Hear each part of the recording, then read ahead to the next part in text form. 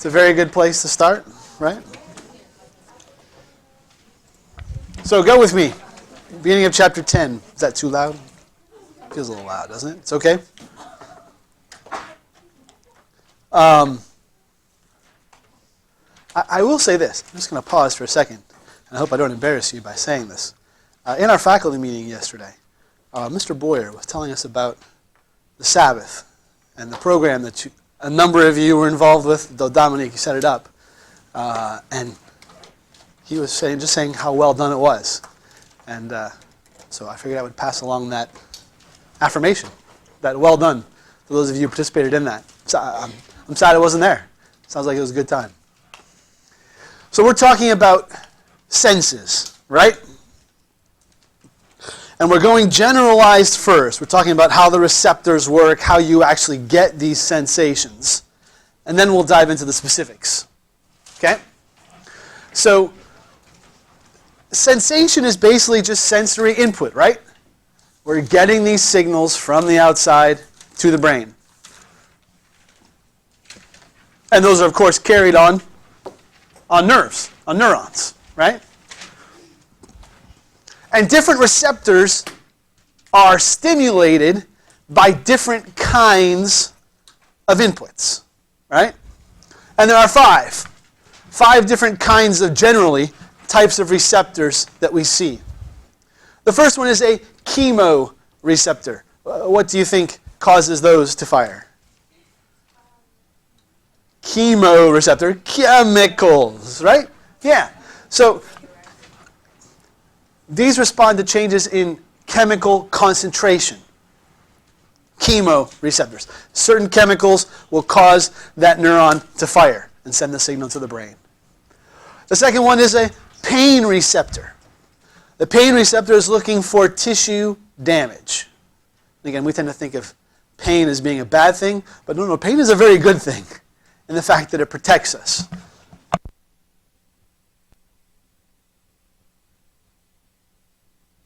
I feel like I'm barely talking. Is that all right? Okay. So pain receptors detect tissue damage. And again, realize pain is your body protecting itself, right? It's this thought of you are doing something you should not be doing. Your body is in a place it should not be in. Remove it. I'm telling you pain, so you will remove it. Next, you have thermoreceptors. What do you think thermoreceptors respond to? Heat, temperature, right? Good. Thermo, temperature. Next is mechanoreceptors. Movement, pressure, right? Changes in the actual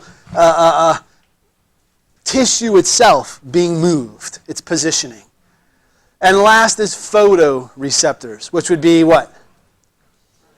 Sight, light, your eyes. The receptors in your eyes are photoreceptors. Yes, ma'am? Mm-hmm.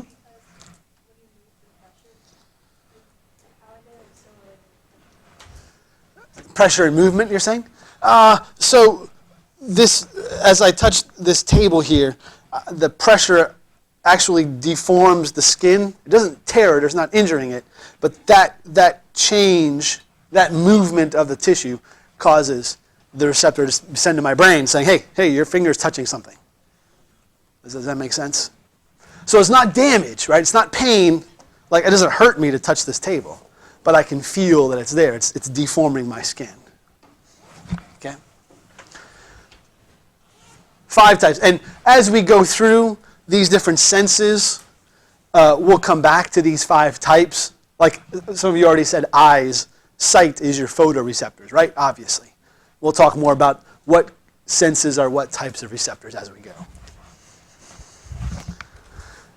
So we get to sensations. What is a sensation? This feeling that your brain interprets these impulses. Okay? This signal being sent from these mechanoreceptors in the tips of my fingers go to my brain and say, hey, you're touching something. And it kind of feels like it's flat and solid. And you with me? I can interpret that. That interpretation is the sensation. Okay? And your brain uses this thing called projection to take those senses and show me that it's actually coming from my fingers. Are you comfortable that when that mechanoreceptor fires in the tips of my fingers as I touch this table, it travels up my fingers, up my arms, into my spinal cord, up through my brain stem, up into my brain, right? So the signal has to travel a long way, right? All the way to my brain. And it's just coming into this one specific spot in my brain. My brain uses what we call projection to send this feeling to my fingers so that I interpret it as, oh yeah, it's my fingers. It's not my brain stem that's touching the table. It's my fingers, even though the signal is coming from the brain stem. Are you with me? The signal travels all the way up that piece. Your brain has to project it back down to the fingers or to the toes. And we'll talk about this referred pain, how your body projects internal pain. We'll talk about that in a couple of minutes here. Does that make sense? It sends the sensation back to its point of origin, so that way I know, oh yeah, it's my fingers touching the table, even though the signal is being received from my brain. Maybe, potentially, theoretically. All right, you guys are a little dead today. Stay with me. Sensory adaptation. Do you know right now that you are undergoing sensory adaptation? Some of you are sensory adapting to the sound of my voice. And I see you slowly closing and falling asleep. But no, right now, can you feel your socks? Oh, you can now, right? Sure, but did you before I mentioned them? Okay, some of you got some irritating socks on. Okay? Okay. How about can you feel your hair on your head? Like just it touching, like those with long hair. I mean, my hair doesn't touch anything. But those of you with longer hair, can you feel it like on your neck or on your ears? Sure, now that we mention it, right? Sure, you can feel these things. But your body undergoes this process we call sensory adaptation, where as soon as I put on those socks, or as soon as I put on that shirt, it's sending signals to my brain, right? Because my skin is rubbing against my shirt all day long. But it's unnecessary for my brain to pay attention to that, right? It's only when that stupid tag is there and it's irritating and you just can't, that will get my attention. Otherwise, unless I call attention to it, you don't even notice you have them on, right? The classic example is to say, can you feel the underwear that you are wearing? Because you don't unless you actually think about it, right? If you're wearing underwear. But are you with me, friends? Unless there's a change in the strength of that signal, you don't actually feel it. Your brain just ignores it. That's why I didn't go to the underwear till the end. I knew I'd lose you. I knew I'd lose you. All right, shh. Come back to me, friends.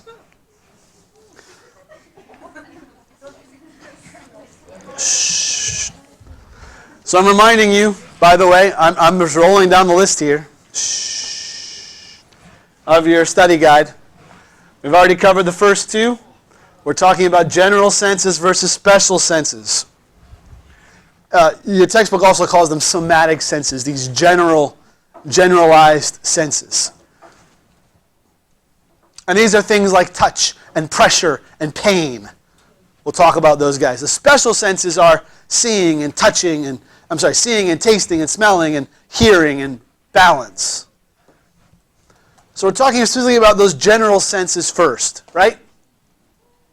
Shh. And those are receptors associated with the skin and the muscles, the joints, and the viscera. The visceral, like inside, right? The organs, that kind of stuff. So touch and pressure. You've got three types of receptors that deal with touch and pressure.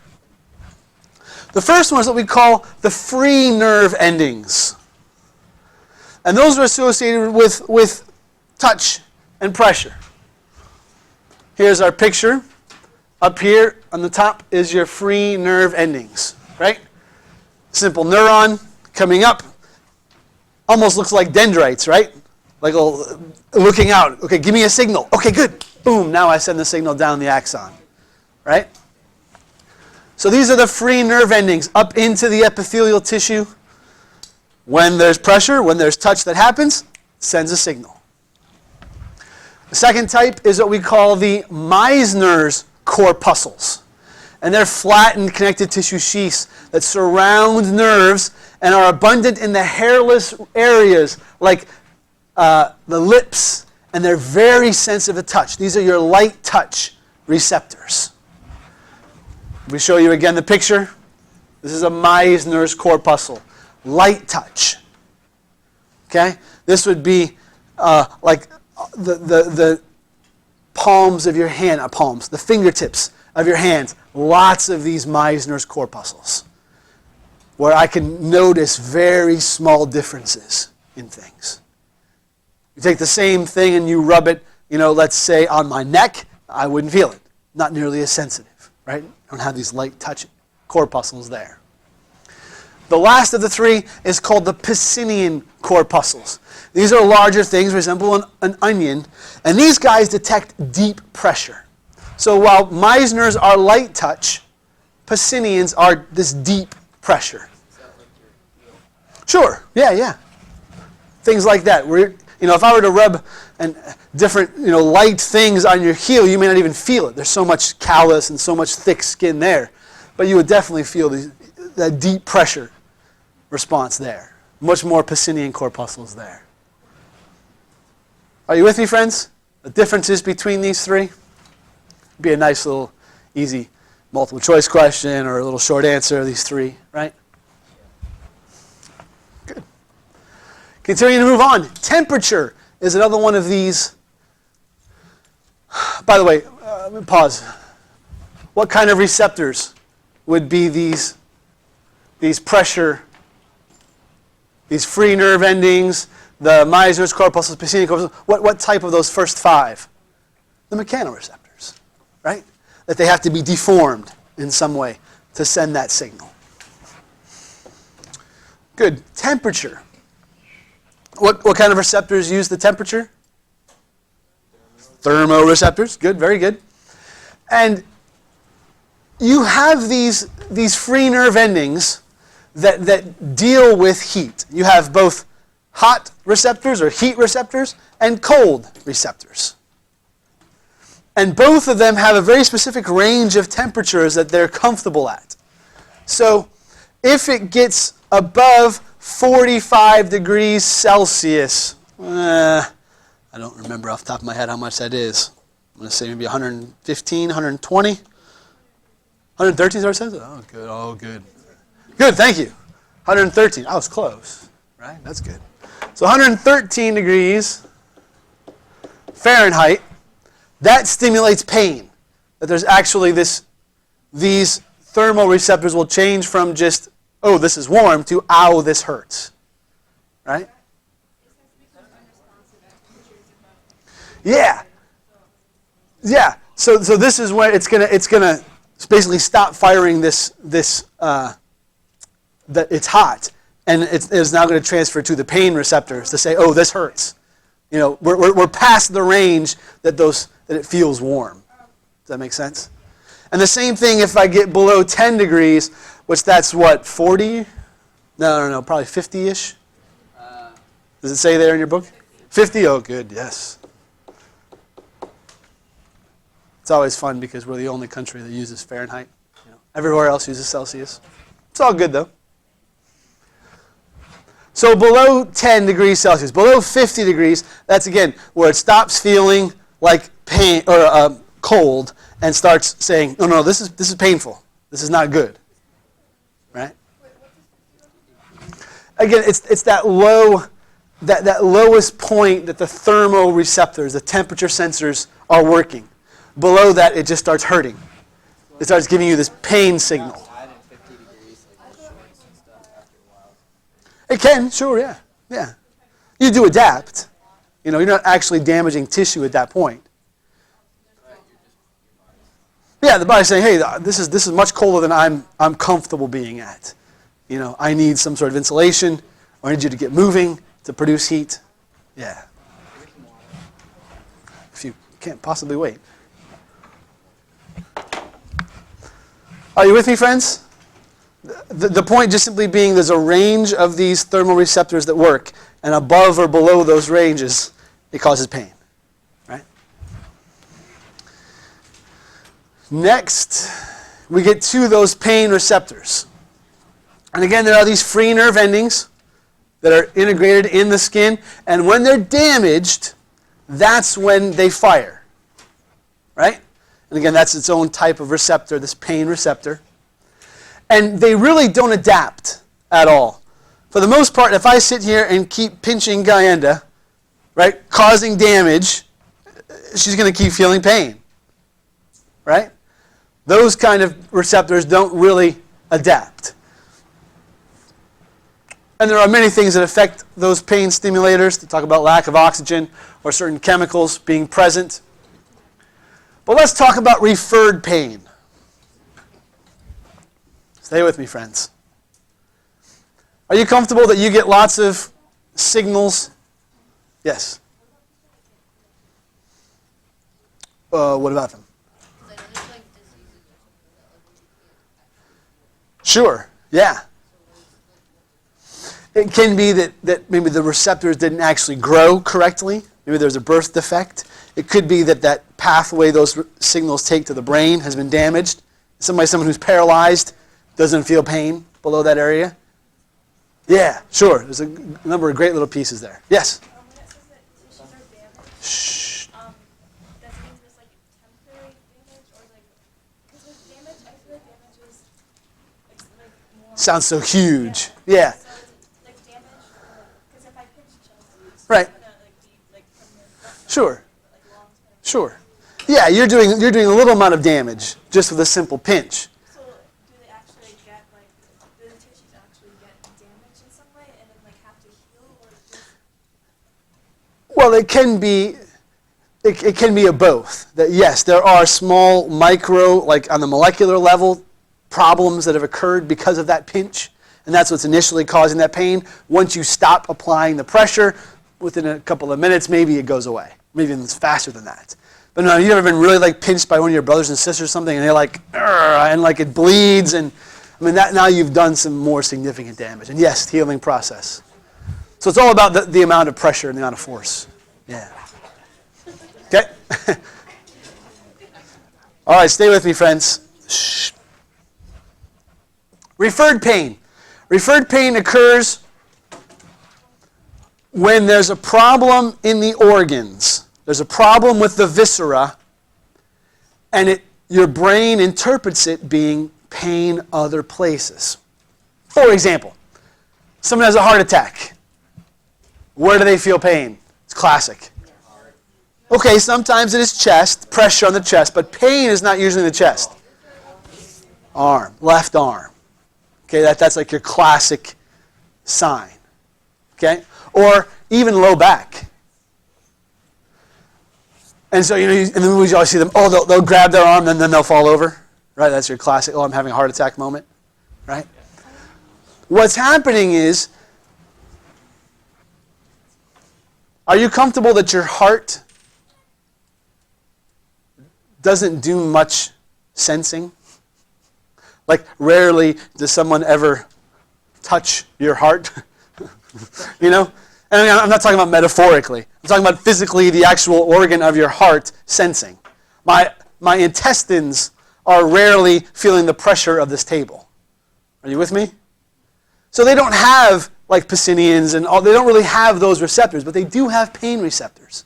And so on occasion, when there is actually a problem, because realize a heart attack means the blood supply to the heart has been blocked, and this tissue starts to die.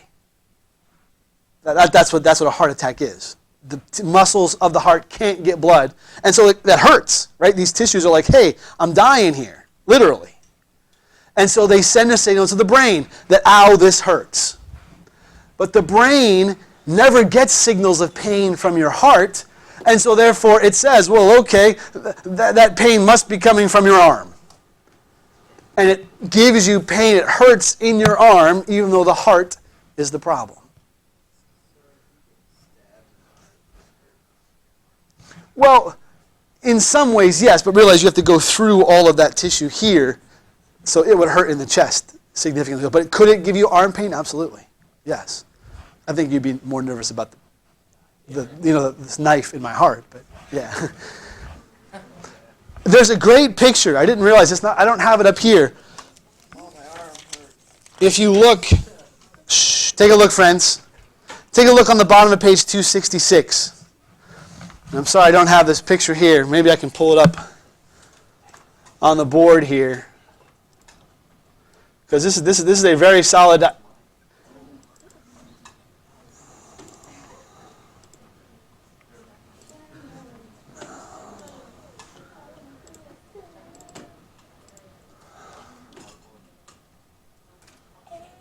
Yeah, here it is. You see this one, friends? Shh. Heart pain, skin pain, right?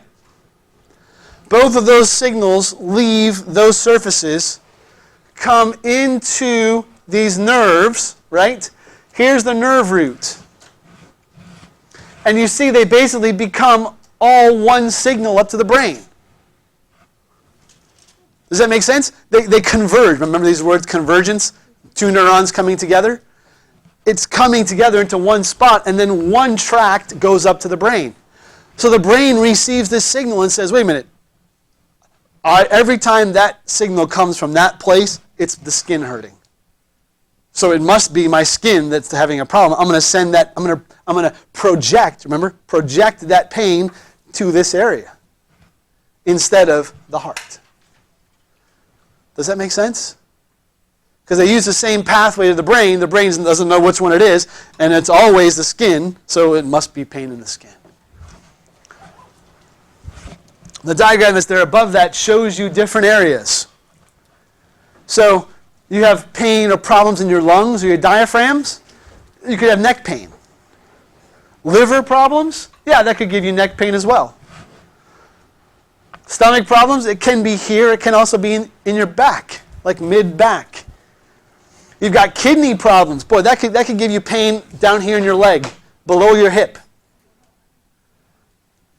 Can you see why this is a bit of a difficulty for doctors who are making diagnoses? Okay? It's just the way the nerves go. Yeah, it's just the pathway they go together. Yeah, isn't it strange?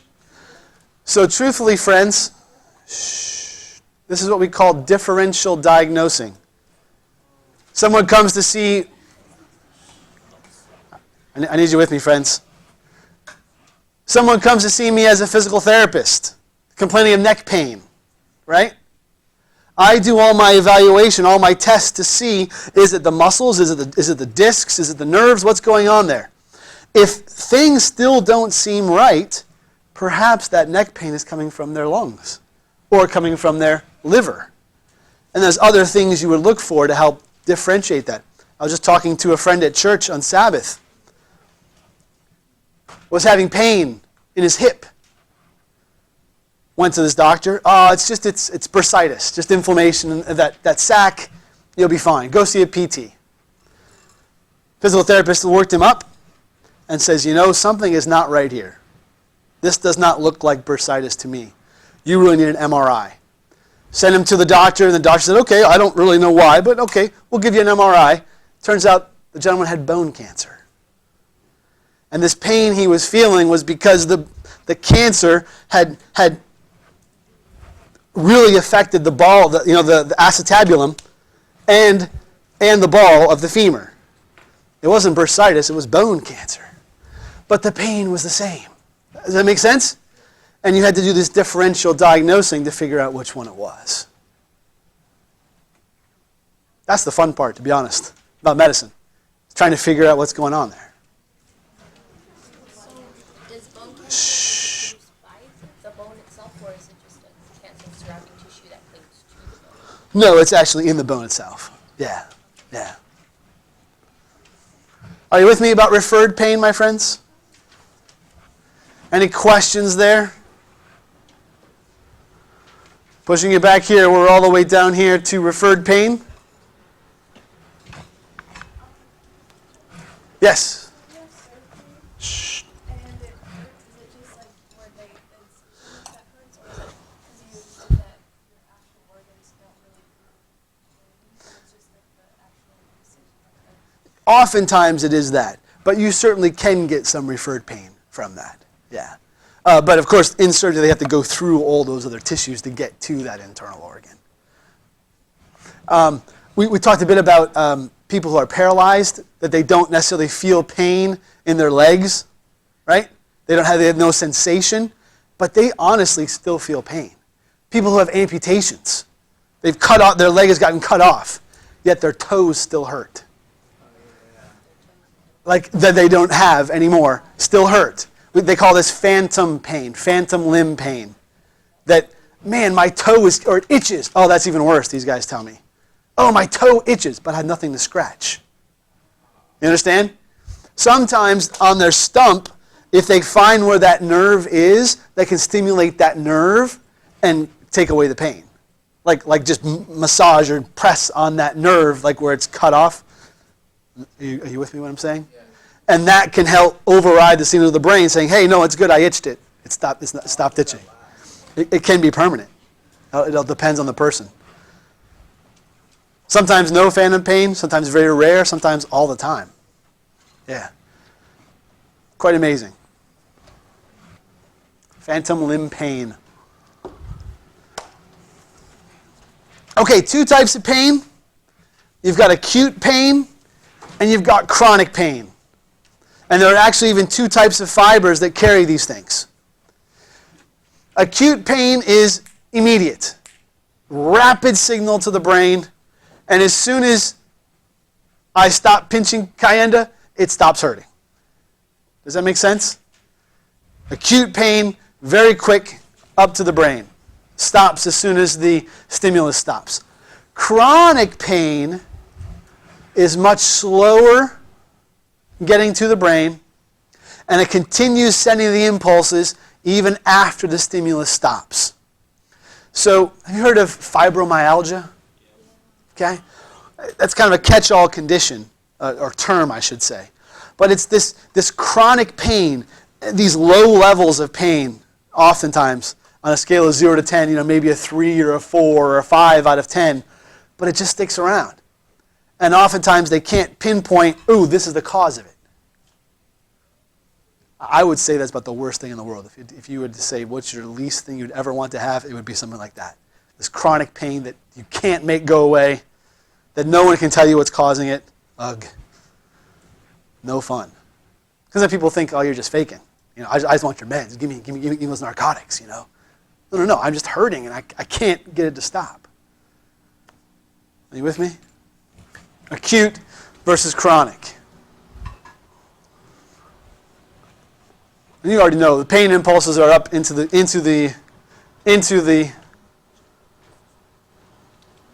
brain. And the brain is what judges the intensity and where that pain is from. Endorphins is the last piece. Endorphins are your brain's natural painkiller. This is and I swear this is the case. I don't know if you all have ever felt this before.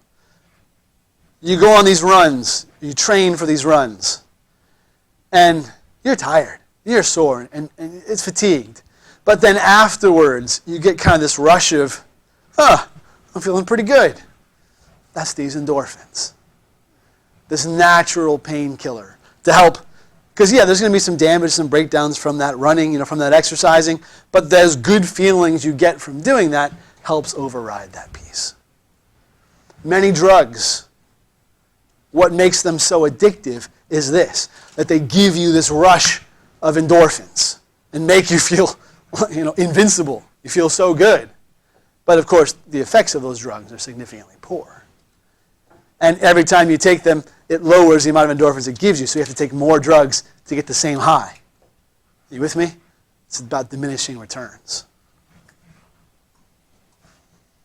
Are you with me, my friends?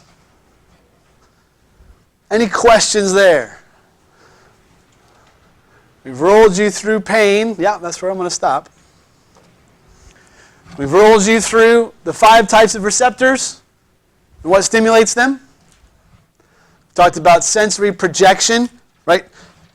The pain is entering your brain here, but I feel it in my hand. Adaptation, where like your clothes, right? The signal stops being acknowledged by your brain, but you can remember it as soon as you listen to it.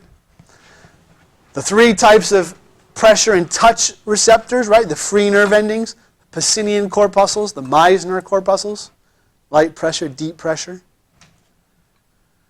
Temperature receptors, those thermoreceptors that are hot or cold, and if you get above or below those ranges, it goes into pain, right? And those do adapt quickly. So I always think of my brother in Florida, Oh, it's 50 degrees. Oh, it's freezing out. And I go down and I have my shorts on,